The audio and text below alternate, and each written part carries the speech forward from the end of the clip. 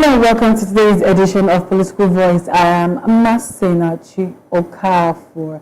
Of course, there is always a lot happening in the political space in Nigeria, but we have two stories, as always, that we are tracking today. The first is the fact that we took on the latest developments of the bill seeking for 6-year single term for president and governors in Nigeria, plus the leadership crisis emanating from Ekpa party. Joining us here in the studio to discuss this is Barrister Darlington Agomo, a social political critic and a lawyer. Of course, we have virtually Mr. Jide Ojo, a development consultant, an author, and a public affairs analyst. Welcome to the show, sir. Barrister. Yeah, how are you? I'm very well, thank you. We're glad to have you here. But before we get right into these stories, let's take a global overview of happenings around the world. The United States Senate has rejected a bill that aimed to block U.S. weapons sale to Israel amid the country's war on Gaza, an outcome that rights advocates say does not take away from a growing push to condition aid to Washington's top partner. A resolution to stop the sale of tank rounds failed to advertise in a 79-18 vote, with prominent progressives and mainstream Democratic senators backing their vote.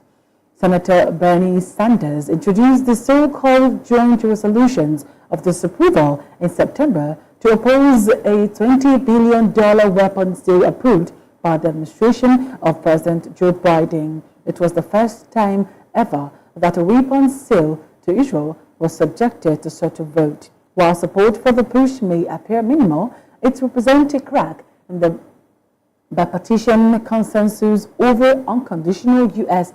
aid to Israel. Leaders of the main opposition parties in Congo House called for a nationwide protest against President Felix Tshisekedi, his plans to draft a new constitution. Of course, Mr. President Felix had in October announced that a national commission will set up next year to draft a new constitution for the Central African country, raising concern among the opposition over a possible altering of the presidential term limit.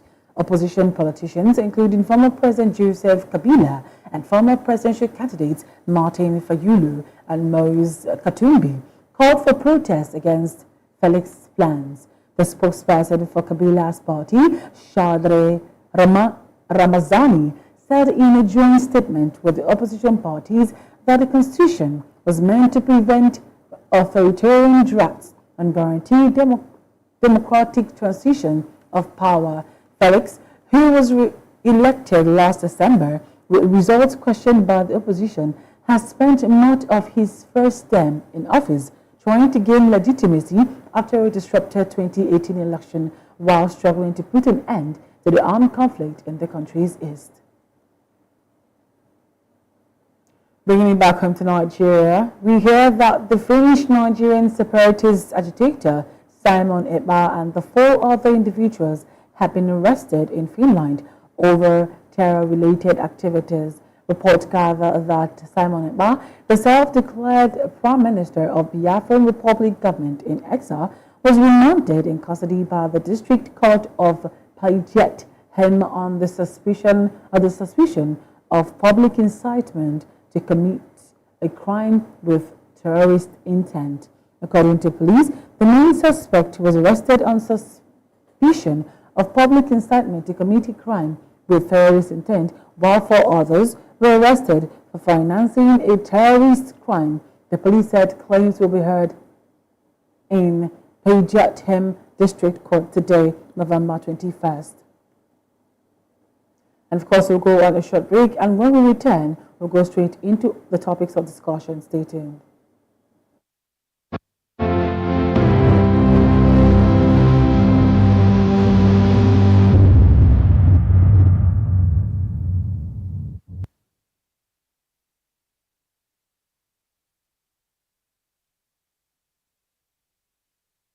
Welcome back and thanks for staying tuned. The House of Representatives has rejected a bill aimed at altering the Constitution of the Federal Republic of Nigeria 1999 to introduce a single 6-year term for the President, state governors, and local government chairmen. The bill's objectives included recognizing Nigeria's 6 geopolitical zones, rotating the presidency and governorship among these zones, and holding all elections on the same day. Proponents of the bill argued that a single 6-year term would reduce the financial burden of frequent elections and promote national stability. However, the bill faced opposition during today's plenary session, resulting in its rejection. The proposed legislation had passed its first reading 4 months ago and was slated for a second reading before being rejected. And of course, we mentioned to you that we have our studio guest, Barrister Darlington Akomo. So Barrister, we have, seen the rejection of the 6-year term that was proposed in the House. But then I want to take us back to the fact that in Congo, they tried to, implement a 7-year term for, when you're done, you go home, no transfer of power. And I remember very well on this same studio, you did mention that you would propose that. Now you're having the National Assembly rejecting such a proposal. How do you react to that? No, it's not the National Assembly that is rejecting it. It is some selfish individuals. Yes. All this nonsense about majority carry the vote, you know where it is coming from. Look, most countries, their constitutions are tailored because of their experiences and their peculiarities. That is what constitution is all about. In Switzerland, you have seven vice presidents in Switzerland, recognizing all the ethnic groups in Switzerland, and that means inclusivity. In South Africa, you have three state capitals. In South Africa, that is the way to bring everybody on board. You have so many other examples. You don't just wake up and say because you have a numerical strength, therefore you must have it your way every time. No. This nonsense about north to south, it is not in our constitution. It's not in our constitution, and it has never helped us. So, what is wrong if you now say, look, since we have 6 geopolitical zones, let this thing rotate. Do you know that if you don't do it this way, some zones in this country will never produce a president? They will never. And how do you think they will feel? Tell me. So this proposal, most people have said it in the past, but some people, because they claim that they have the majority number, they don't want to listen to it. If this will continue and some people are shortchanged, it will get to a point where they say, okay, since we have no inheritance, like those people shouted in the Bible and told David to your test, O Israel, if you continue to exclude them out of governance of this country, it will get to a point they say they are no longer interested in your so-called unity. So this is a proposal that may save us a lot of problems. They better go and do everything, because we have seen it happen all over the world. People that have so much multi-ethnic group among them, people that have this multi-ethnic groups among them, regional groups. This is how to bring everybody on board, to make sure that at a point our own region will now go and say, yes, we are part of Nigeria. If they fail to do that, I pray it may not be too late for everybody, because the agitation will continue. It will continue, and you may not handle it. That's a fact. So is it not better you use your wisdom and do the needful than for you to continue to lord it all over every other person? And it's not as if you are doing better. It's not as if that whenever you assume office as the leader or president, you are going to perform wonders. We know those who are ruling this country more than any other ethnic group or any other region in this country. What is the benefit for them? What is the benefit? Every time a president or a military head of state will come from their region, every day, go and check a particular region in the north is either they produce president or military head of state. Are they the only one in this country? Are they the only one? This is what causes problem now. In Rwanda, it was this type of thing that caused problem. People are saying it's because of radio station. It's a lie. The real reason is because the Hutus were shortchanged in everything that had to do with governance. But you know, in Rwanda, President Paul Kagame's 2015 constitutional reforms allowed him to serve a third term. Bringing it back to Africa, actually, in Ghana in 2018, you know, Ghana's president proposed a single 7-year term, which, you know, met opposition, like now we have in Nigeria. Also in Kenya in 2010, Kenya proposed a 2-term limit with a 5-year term. And then in South Africa, President Cyril Ramaphosa also, you know, proposed a single-year and 7-year term, which of course is being debated by now. So should we say that these actually, and you know, the reason why most of these things, you know, we have them is because they are trying to reduce the amount, the number of elections being held, so that, you know, they will curb the whole, you know, expenses. Yes. I mean, we have a lot of bills to pass in Nigeria, but then most times, okay, the bill for the president to borrow 2-point-something billion naira was just, you know, passed. And then Nigerians are asking, it feels like Nigerians major in the minority, and, you know, it's too big to name. So how do you actually, you know, talk about these in an African sense? Is this like an African curse? When, you know, people try to, you know, make African continents become better, but it feels like some people are subduing that effort. It is left for me and you to stop them. How? Because we are the majority. The people that are causing the problem, they are in the minority. They are the one benefiting from the imbalance in the system. Must we continue? No, tell me, must we continue? Don't you know that with what has happened in Nigeria since Buhari passed through here, our ethnic and religious divide has widened. It has widened. The only way you can patch it now is to bring this inclusivity. So that if you know that at a point in time, this leadership will come to you, won't you wait and be patient? That is what is causing problem. You wait and be patient, knowing fully well that yes, whether they like it or not, the constitution has said that it will be your turn on so day. Come and tell me that there is one region in Nigeria who cannot produce a president. The people that have been producing it, what did they give us? What did they give us if not bad leadership? People like Buhari now, he will come and tell me that he was the Nigerian president, and so what? What did you do? You came in here and wrecked everything. That is leadership for you, Abi. No, that is leadership. When we have very good hands in other regions who can do far better, nobody will give them a chance. You claim that because you came from heaven, that leadership is for you, therefore no other person. I did not think you are leading well. So why must you do your exclusive right? Tell me why. If they not have led their people so well, will you have this insecurity among their people, their children? Will you have it? You won't have it now. So why will Lord show anything that will make us move forward in life? They will always shoot it down. Why? Everything. Go and check those who oppose that thing. Go and check where they came from. Go and check. So if they continue like this, one day, the people you are deceiving, the people you are shortchanging, the people you are pressing, the people that you are relegating to the background, they will revolt and say they are no longer interested. So what will you do then? What will you do? Already, the ones that have done so far is what is causing problem with IPOB and Nnamdi Kanu. When they say that the Igbos have been marginalized, go and look at it since 1960.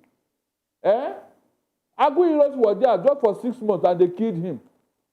They killed him because of Decree 34. The man said, let us unite Nigeria, unification decree that he passed. The man said, no, they are not ready for such a thing. They don't want that. They killed him. And today, that unification decree is what they are doing, even in civilian setting. We are practicing a unitary system. The same people who killed Agu Heroes because of that, they are the ones benefiting from it today. Everything now at the center. You can imagine. The same thing they killed Agu Heroes for is what they are enjoying and benefiting today. Is that not a hypocrisy and double standard? Do you see any federation that will run like Nigeria, where everything is at the center, like a unitary government, like a military government? You You can't see such a thing. So who are those people benefiting from this? That's the question you should ask yourself. And why must we allow them to continue to benefit from it? Why? Why? Is it when we now carry gun and start killing ourselves that people will not listen? We don't want that. That's why we are saying do it in a constitutional manner. So that there will be peace in the land, for God's sake. We have tried you over the years. You did not even help your own people, not to talk of helping the rest of the Nigeria. So why must you continue to lord it over other people? Why? That's the question here. Did you read the leadership in your family or what? That it must be you every time. The leadership you have displayed so far, how did it benefit your own people? Not to talk of Nigeria. You are not taught out for leadership. So why are you insisting that it must be you and you and you every time? Why? Why? So if they want to save Nigeria, that bill, they will go back to it. They must listen to what that bill is saying. The person that proposed it is not stupid.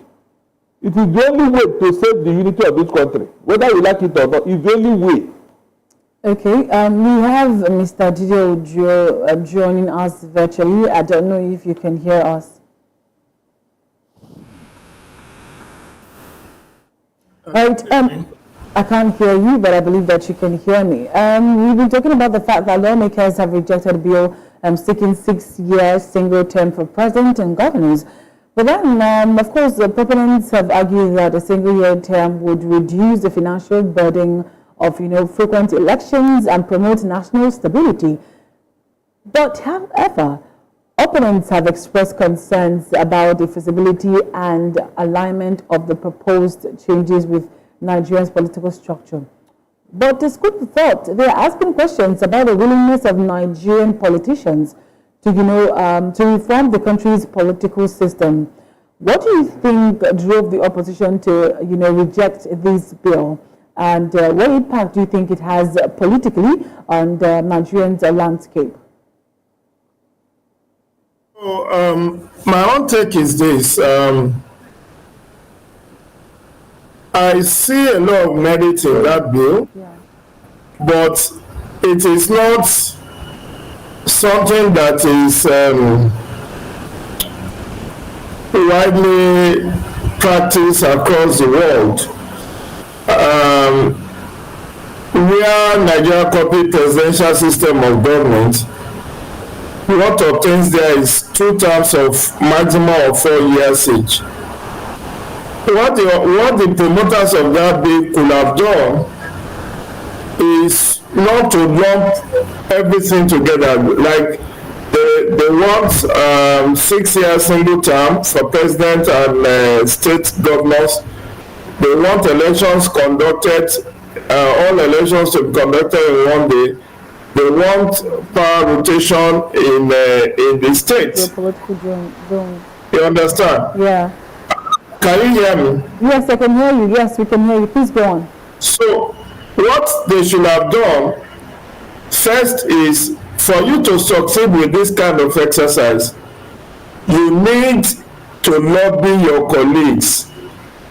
You need to reach out to other parts of the country. First, part of what the bill is also asking for is the recognition of the 6 geopolitical zones, which is not yet a constitutional matter. What I know for a fact is that this bill cannot survive unless it comes by way of a constitutional amendment. It is not just a law that you can say an act of National Assembly, then you have 6 geopolitical zone recognized, you have all election in one day, you have power rotation at the state, you have power rotation at the national level. No, it needs constitutional alteration, and constitutional alteration is on the way. What the promoters of that bill ought to have done is to submit it as a memorandum to the office of the Deputy President of the Senate that is coordinating the constitutional amendment. Having done that, they will now start intense lobby that should start from the president you need to lobby the president to be on the same page with you. If the president does not support the bill, even if the National Assembly passed it, even if there are two-thirds majority of the states that passed it, the president has the power to veto the bill. And we saw that twice under the immediate past administration of President Muhammadu Buhari. So when you want to bring something that doesn't appeal to all sections of the country like this, you need to do a lot of lobbying.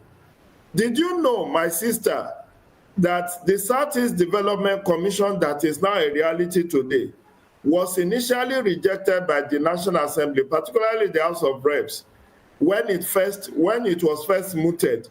That was about the time that Northeast Development Commission bill was passed.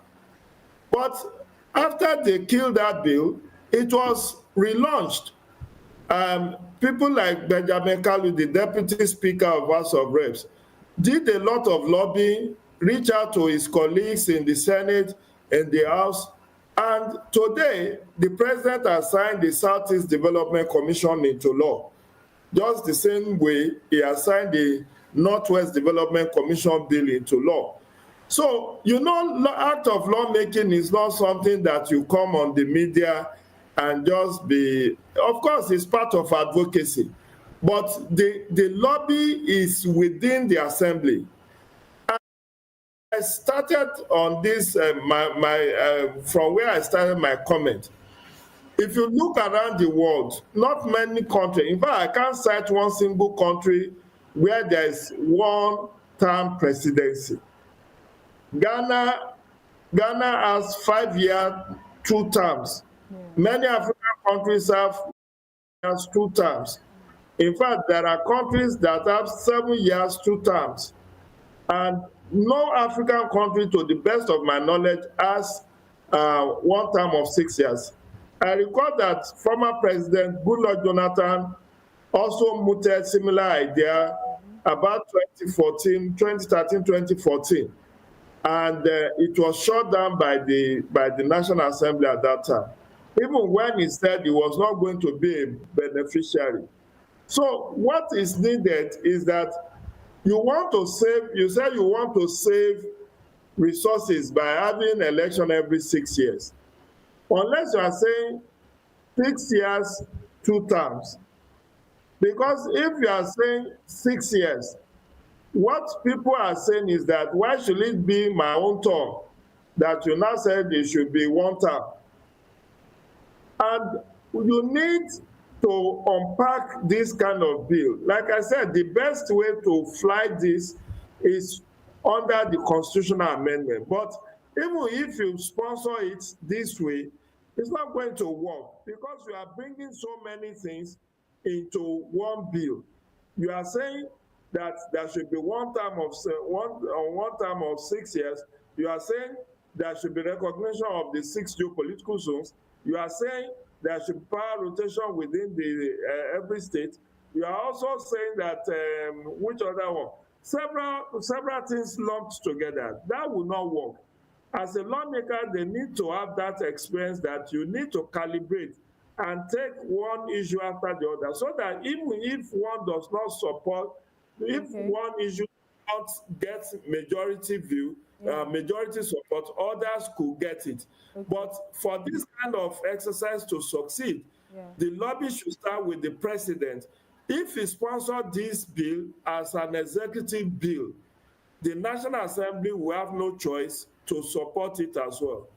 All right, thank you so much, Mr. Jideojo. Barrister Darlington, do you agree to the fact that this should be lobbied, among colleagues and all whatnot before it's been, accepted? Do you agree to that? I don't agree. Why so? Because we have seen bills that was shoved down our throat in this country, like that of the new national anthem that Tinubu brought. Yeah. In a day, that bill was shoved down our throat. That of local government financial autonomy. Did you lobby anybody? Tinubu, the executive, introduced it. And it is working, at least to an extent.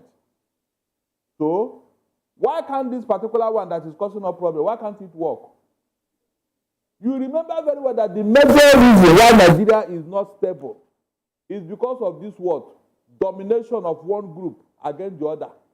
So if a particular group is causing this problem, is dominating the political space, the leadership space in Nigeria, why must we continue to allow them to the exclusivity of other people?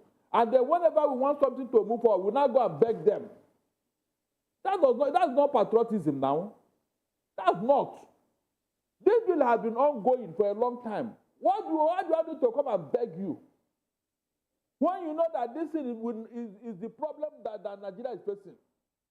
Every time you use your numerical stance and say that this must not happen. And because they say democracy is all about numbers. The other group, the other component unit will now surrender to you. I said if you allow this to continue, there are some regional groups or some part of this country that will never produce a president in this country. And how do you think they'll be feeling? Jonathan came in through is a child of circumstance. It's not that he would have made it, given the state where he comes from, Bayelsa, 1.8 million people. If not for Providence, nobody there would have smelt it till the kingdom come. So, are you now practicing inclusivity? The answer is no. That other countries have not done it, let me tell you. Those who invented this democracy and presidential democracy, they sat down and produced it for the rest of the world. Why can't you innovate? Why can't you be creative? And say, look, it's true that we have a presidential democracy, but within our own polity, there is something wrong. We are going to tinker with it. And bring us something that will bring peace in the country. It's as simple as that. Something that will bring peace. So that other countries have not practiced it. Is that why you should not tinker with it? If you rotate it, what will happen? But you know very well, Barrister, this thing that is being said about Igbo not having a leader, Igbo Enweze. And, we have been, going this back and forth about Biafar, Nnamdi Kanu, and now Simon Ekpa being invited or arrested by the Finnish government. How do you actually, react to all of these things? Because you know very well that it feels like Simon Ekpa and Nnamdi Kanu, they are like, they are working in opposite direction. But then we have these people that are Igbos, supporting them. But then it feels like there's a lot of insecurity in the southeastern part of Nigeria. The major reason why you have such a situation is because of marginalization. If the Igbos have been included in the scheme of things, nobody will agitate. That is the major reason. So if you know that this is the problem, why can't you solve it? Why can't you? If they rotate it to our own region today, we have hands. P2B is there. Mogalu is there. Soludo is there. We have people who can give Nigeria. So what are you now saying? Tell me.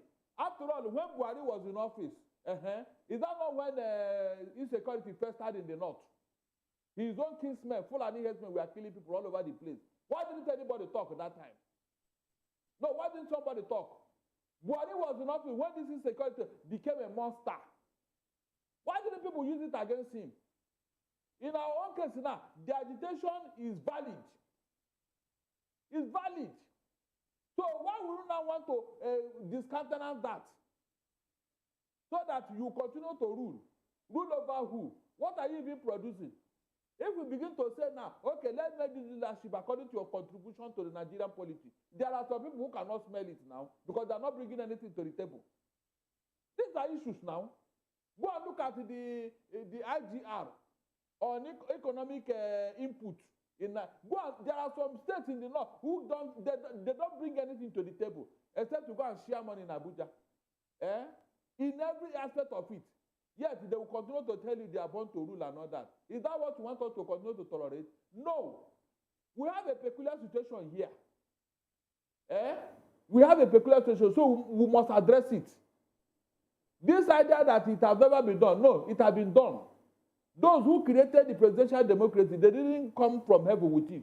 They sat down and created it. But then, we too, we can recreate it. That's why we're a human being. Okay. Nothing is static here. Okay, Barrister, before I go to Mr. Jide, you also remember that Nnamdi Kanu is agitating for the power for his people, which has, brought him to where he is, being, locked up. But then Senator Rochas Okorocha has, begged the federal government to at least to honor the death of Ifeanyi, but to please release Nnamdi Kanu. Do you see that actually happening anytime soon? It's not part of what we are saying here. If the Igbos have not been marginalized, nobody will agitate for anything. Like the North now, did you hear them cry of marginalization since independence? Because they've been ruling. The Yorubas are keeping quiet today because Tinubu is there. Is that not true? So why must we, who are not church, why must we keep quiet when we know that the food has been taken away from our mouth? We are nowhere. We are nowhere.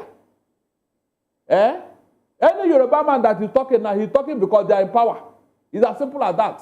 I won't even join issues with them. If they are sincere, even the appointment Tinubu is making today, does it show unity? Go and look at all the appointments. Look at what Tinubu is doing. To the extent that some Yoruba group are even kicking against it. Go and look at all the appointments of Tinubu. Is that how to unite a country? Tell me. Is that unity?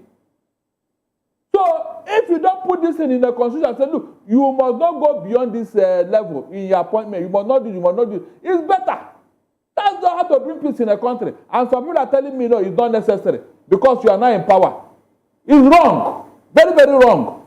The essence of constitution is to bring what? Stability and peace in a country.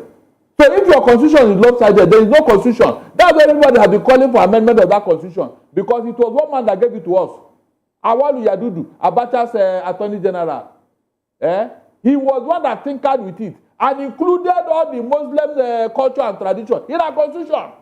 So you think our constitution is long overdue for amendment? Yes, in fact, it's long overdue for a new constitution. All right, not an amendment. It's a new constitution. Let's know what Mr. Jide Ojo has to say about it's a new constitution that we want. Mr. Jide Ojo, do you share that thought that our constitution is long overdue for amendment, one? And what are the potential long-term consequences of, failing to address the constitutional and political structure issues that we highlighted, that was highlighted by the proposed amendment? And, how do you think that this might affect Nigeria's democratic stability? My own take is this. I think the existential problem that faces Nigeria goes beyond tribe and religion and ethnicity. My brother in the studio is saying that Yorubas are keeping quiet because it's Tinubu that is gone. I don't think that is right. That is not the right characterization of what is going on. Yorubas are equally afflicted with the economic hardship and hunger that is going on in the land.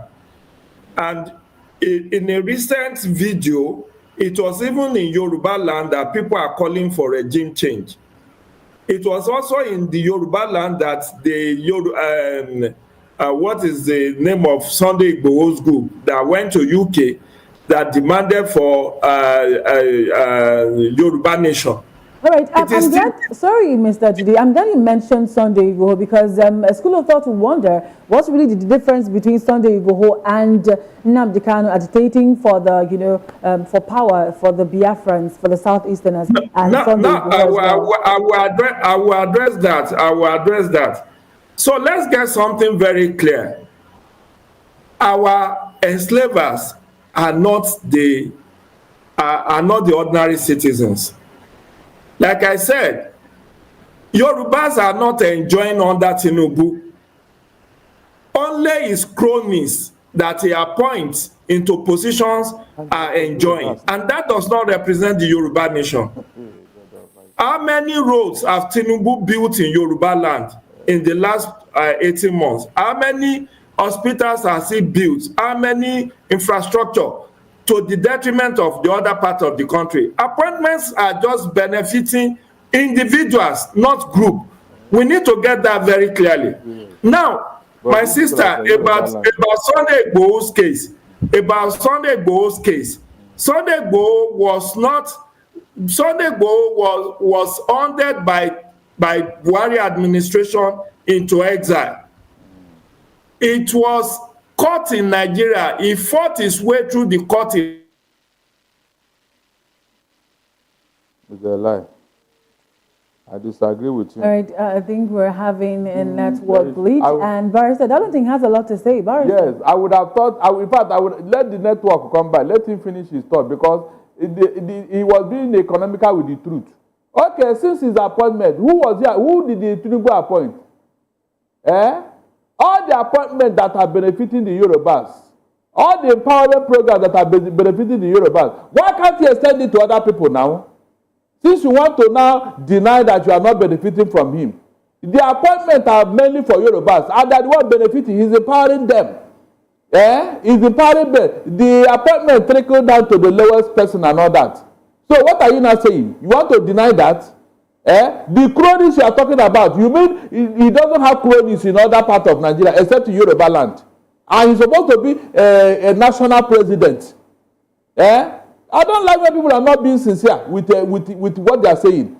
What the appointment is making can cause problem. It can cause problem because people are not looking at it.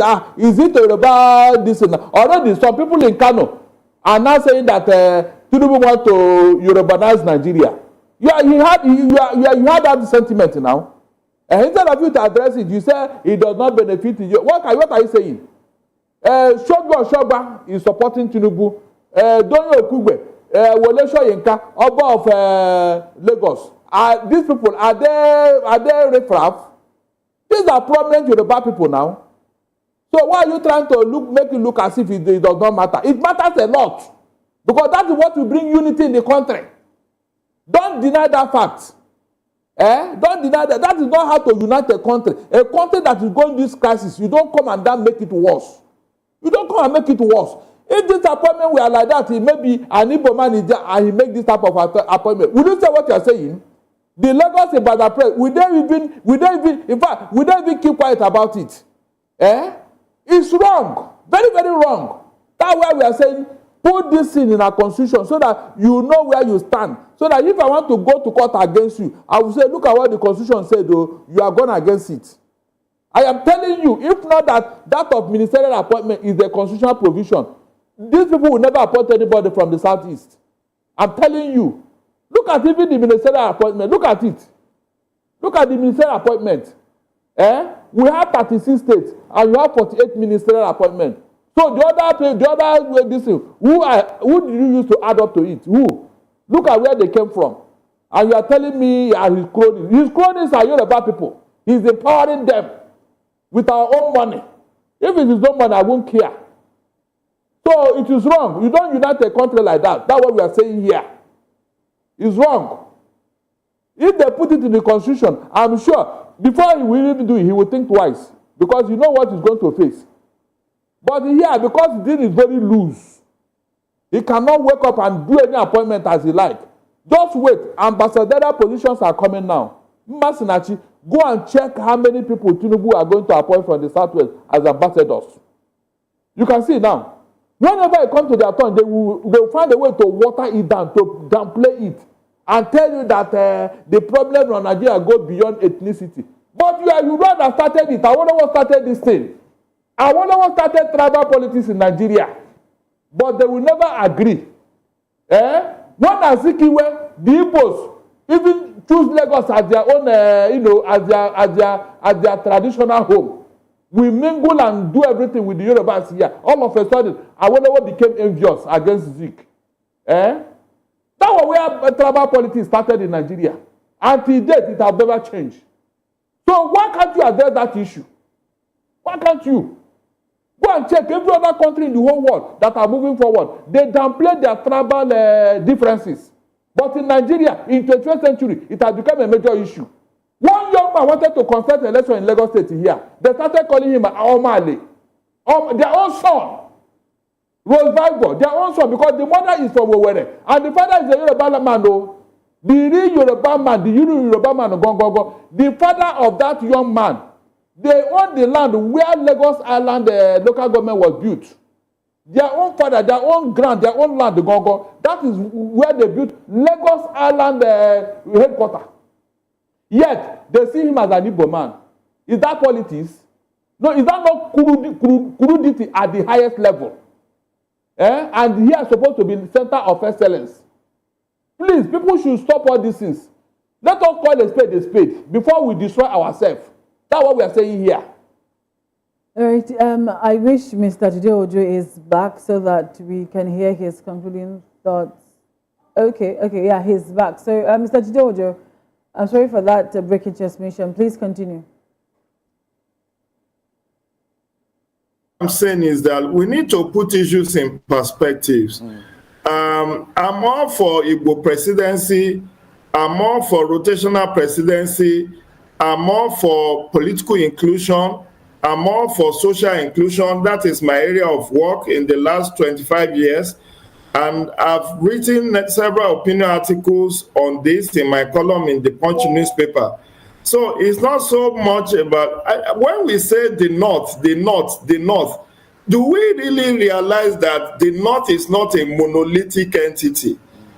Do you realize that the Kogi, the Igala people are part of the North, but have they been president? Do you realize that the Kanuri person in Bornu is part of the North? Has he been president? Do you realize that the Tiv people in Benue are part of the North? So many tribes, so many ethnic groups that form part of the North that will never and may never be president. We need to get that very clearly. So when we say the North has been ruling, it is only the Hausa Fulani part of the North. And when let me tell this, and you can fact check me. The Hausa Fulani are minority in the North. Hausa Fulani ethnic group are minority in the North. The people in Bauchi State, I've worked in Bauchi State. Hausa Fulani in Bauchi are minority. Hausa Fulani in Nasarawa are minority. In fact, they are virtually non-existent in Kogi, in Kwara, in Niger. In Niger State, the people there are not Hausa Fulani, they are Nupe, they are other tribes. So when we say the North is enjoying, it is not so. It is only those who have political power, those who by nature of their ascendancy have been lording it. So you say Buhari, who is a Fulani man, who is Yar'Adua, who is a Fulani man, they are both from Katsina State, and there are 19 states in the North. So when we say the North is enjoying, is the life of a Northerner from all development indices, is it any better despite there are many decades of being in power?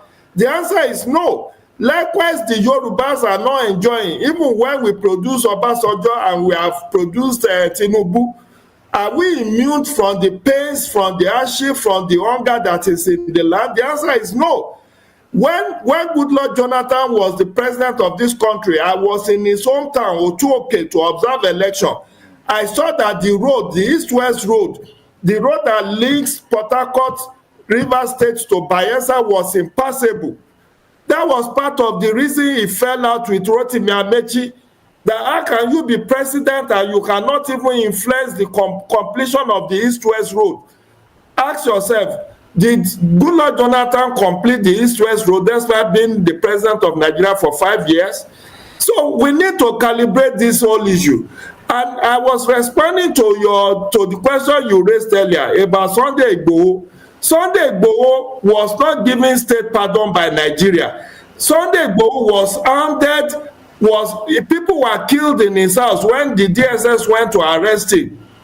He went through the Nigerian court system and won all his cases.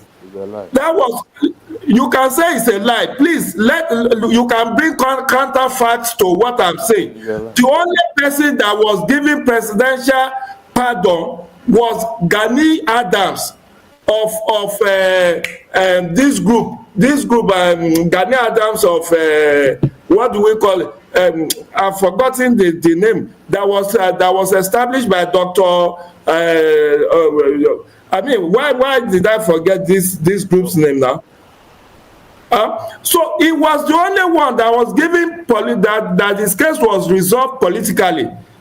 Sunday Igboho was not arrested in Nigeria. He escaped to exile in Nigeria, in Benin Republic. And when he was trying to escape to Germany, he was arrested and incarcerated for over 2 years. He fought his way through the court system in Benin Republic. And that is why if Yorubas were enjoying under Tinubu, why is there a renewed agitation for Yoruba nation? So what we are saying is that, yes, even if Igbos become president of Nigeria today, will it solve all the problems of Igbo land? The problem is when Goodluck Jonathan became president, they say he's an Ijaw. But what about the Efik, the Bibio, the Bini, the people in Agua and Ogwashuku in Delta?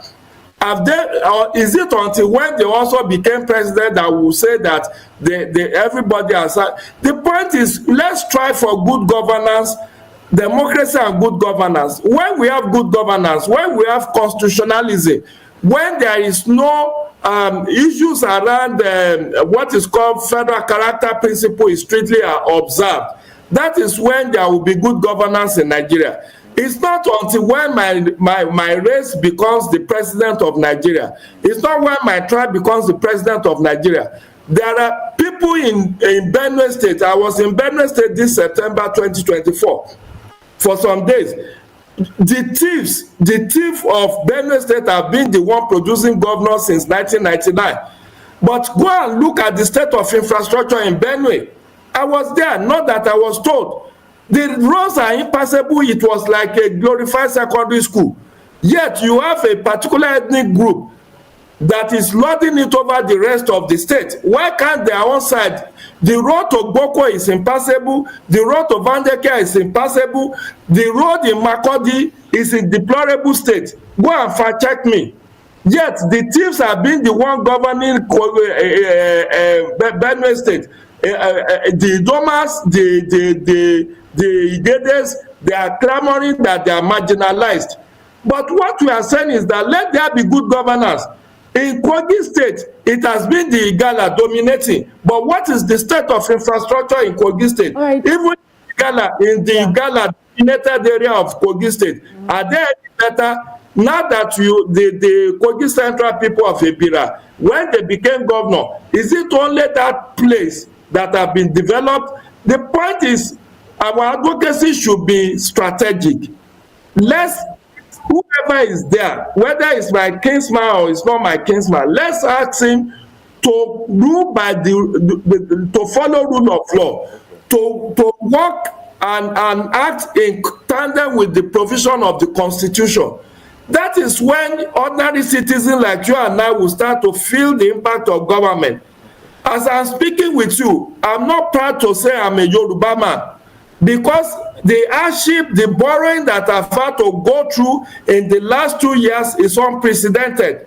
So is it every Yoruba man that is enjoying because number one citizen is a Yoruba man? All right, Mr. The answer is good governance. That is what can keep this country united. Yeah, you mentioned several states that is being ruled by a particular, tribe, and how they are not really doing so well, and how the tribal war in Nigeria is not the cause of the political downturn in Nigeria. Now, I want you to tell me, how has the 8-year term limit under the 1999 Constitution influenced leadership stability in Nigeria, considering the transition from Olusegun Obasanjo to Umaru Musa Yar'Adua, to Goodluck Ebele Jonathan, to Buhari, and now to Tinubu?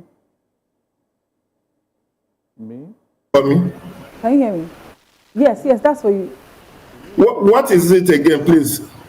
So I said, you mentioned a lot of states that they're not really doing well, despite the fact that they have different, tribes that are the leaders or the governors in those cities. You mentioned Benue State. You mentioned several states, yeah?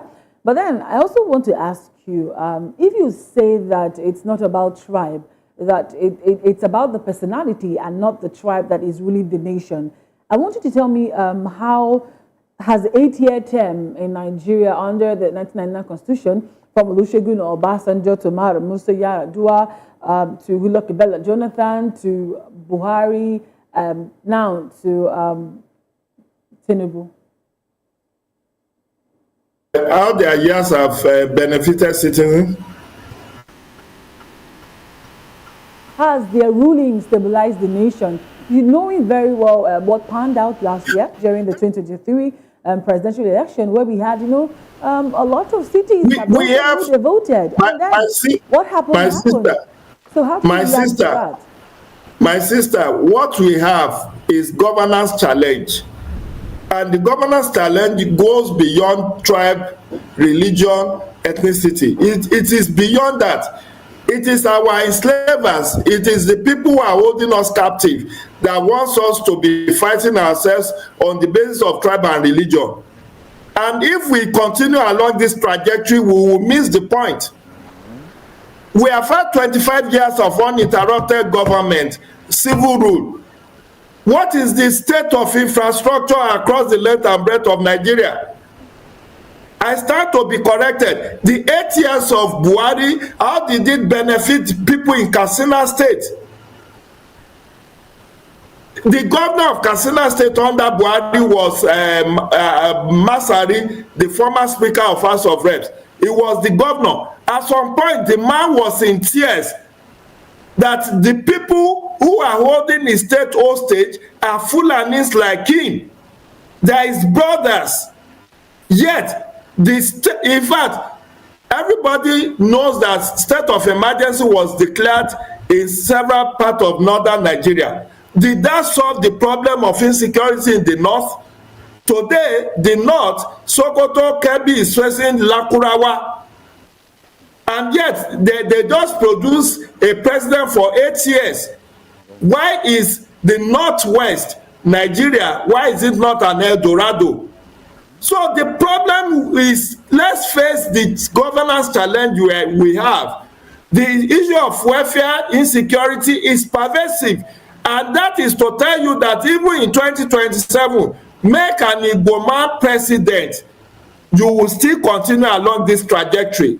The problem will still not be solved, because unless there is an elite consensus to rule by the fear of God and by the constitutional provision, if it is about this turn-by-turn Nigeria Limited, oh, it is my turn. Oh, yeah, you can make all the appointments irrespective of what the Constitution says. You can do this with impunity. We need to break that culture of impunity. That is my own position. I studied political science to postgraduate level, and I know what I'm talking about. I'm saying it without any fear of contradiction, that our enslavers are our problem. It is not by our tribe or religion or ethnic group. When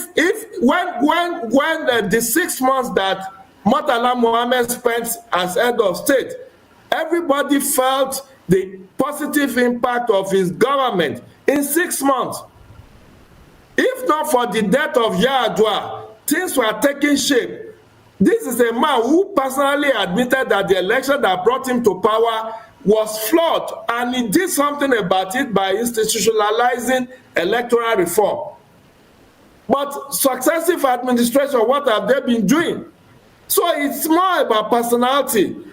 When we continue to hammer about, let my tribe be the president. If your tribe is the president, will you spend all the entire resources of Nigeria to develop your own state or your own region? Well, the answer is no. It's still a federation. Yeah. It's still a federation. There will still be National Assembly that will be controlled by somebody who is different from the president who is the president.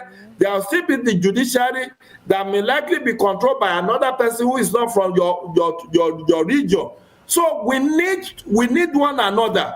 And what my own position is this: as you have rightly pointed out, in 25 years we have had presidents from at least 3 regions of this country.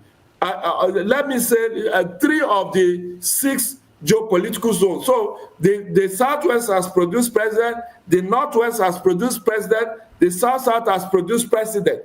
So do a comparative analysis and tell me whether any of these zones are better for it despite producing president. So if they are not better for it, what is the missing link? The missing link basically is that these presidents abandon the rule of law, abandon constitutionalism, abandon the due process, and are festering their own nest.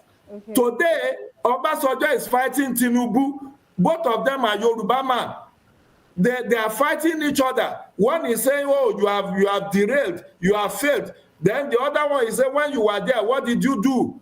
So this whole elite fight is not my own fight. Okay. My own fight is about good governance. Yeah. Irrespective of whether my tribe or my people of my faith is the president, I don't care. What I care about is that I want good roads, I want security of lives and property. I want to be able to pursue my business without let or hindrance. That is what matters most to me. People have intermarried for too long, for over 100 years, for us to go our separate ways. Okay. And countries that have even gone their separate ways, how have they fared? We have the story of Sudan and South Sudan. Yeah. Is South Sudan any better than Sudan? Sudan itself, look at what is going on in Sudan today. There have been war raging in Sudan since 2023 that nobody has been able to resolve. South Sudan has been in crisis since 2013 after getting its independence in 2011. These are facts of history. Yeah. Thank you so much. So I'll take that as your concluding thoughts because we're pressed for time. It's all right, no problem. There's nothing to add. All right, thank you so much. Barrister Darlington, in just I have a lot few to add. seconds. I have a lot to add. In the first place, for time, but you gave him all the time now. Okay, let's just... speaking, you now repeated the question and started all over again. You should have told me that you have a guest now. All right. You took all the time, and you are telling me now you are pressed for time. All the things he said, I have reason to debunk all of them. Because when Sunday Igboho ran to Republic of Benin, the Oni appointed 400 people to go and represent the Yoruba race. Obasanjo went there. Each time his matter comes to court. You have over 4 million Yorubas who are citizens of Republic of Benin. They ran to that place when there was a serious intra-ethnic war in Yoruba land, and they have not come back since that time, including the Kiriji war. So they have a large number of Yoruba people in the Republic of Benin. It was only when Tinubu entered into office that they went to influence the release of Sunday Igboho in the Republic of Benin. And he ran to Germany to go and stay with his wife there. It was only when Tinubu came to office that Sowore was released. The Attorney General, the Yoruba man, entered the nolly prosecute, and they said the charge and acquitted. They didn't continue with his case. I'm talking of treasonable felony. A man who called for revolution. All those things now, it does not matter. When Tinubu was coming, we shouted that no, this man is not the president. They came together and said he must go. He must go. Now he has entered office. Look at what they are saying now. Speaking from both sides of their mouth. Instead of them to call a spade a spade. Now nobody is protesting in Freedom Square. Nobody goes there again. They did not mobilize people like Adeboye, Pastor Tunde Bakare. All of them have decided to say, we don't know what is going on. No. But they were the ones that aided and abetted him. They knew this man from where he came from. All the lies he has hosted on Nigerians. The only Yoruba came from. Nobody came to oppose him. Nobody. Nobody. Now they are saying we have suffered under him. Didn't you know him before? Didn't you know him? You are the one that brought this problem upon us. Don't deny it. If people never wanted you would have said so. You kept quiet. Now the problem you are thinking of shifting it to me. I'm the cause of the problem, Abi. It's very, very wrong. You cannot tell me one book. Is that not what they promised us? That they are coming for change? That Tinubu was the one fighting for democracy. This, that. We said we know this man. None of you did not agree with us. All of you kept quiet. The Lagos Separatist refused to bring out the real Tinubu. He has taken over Lagos here. You are not aware of that. You cannot talk. He is now proposing his son to come take over from Sanwo-Olu. Sanwo-Olu. You people have kept quiet. You don't know about all these things. Why can't you people be truthful for once? Every time you drop by the side and create problem and say it's a Nigerian problem. With Nigerian problem, Jonathan said he will never allow any Nigerian to die because of his re-election. And he maintained it. When you people rigged him out of office, he left quietly. Can you compare Jonathan's period with what you are seeing today? A man who has no business in governance. You people package him and bring him to come and cause the problem to us. And you are telling me it's a governance issue.